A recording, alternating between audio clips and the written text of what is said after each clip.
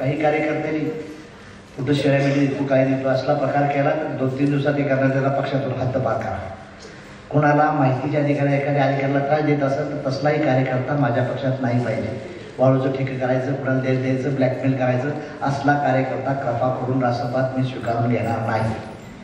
जे जेन्युइन काम आहे, जे सत्याचं काम आहे तेच करण्याचं काम करा. पक्ष नाही वाढला तरी चालत, असल्या प्रवृत्ती गुंडगिरीच्या प्रवृत्ती पक्षात खपवून घेणार नाही. हे नम्रपणे मी आपल्याला सांगू शकतो.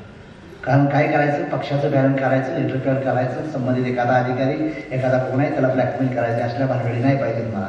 किंवा सामान्य गरीब जनता येते, कुठं महिला बचत गट आहे, तुम्हाला आम्ही हे देतो ते देतो, बिचारे येतात गरीब आणि आपण फसवतो असला प्रकार झाला नाही पाहिजे. पक्षात नाही काम केलं तर ताई चालत, असला प्रकार चालत नाही. संबंधित मुंबईला कार्यालय लगेच फोन करा, तिथून तुम्हाला उत्तर येईल की आमच्या पक्षात काही असली योजना नाही. 2 दिवसात श्रीमंत व्हायची. हेही नवीन कार्यकर्त्याला माझी विनंती आहे, हे समजून घ्या. हे सारं पाळायचं असेल तर ह्या शिवधनुष्यात काम करा, नाहीतर दुसरं पक्ष लय बाहेर आहे तिथं जाऊन एंट्री करा. माझं काही म्हणणं नाही तुम्हाला. माझ्यावरच आलं पाहिजे काय नाही.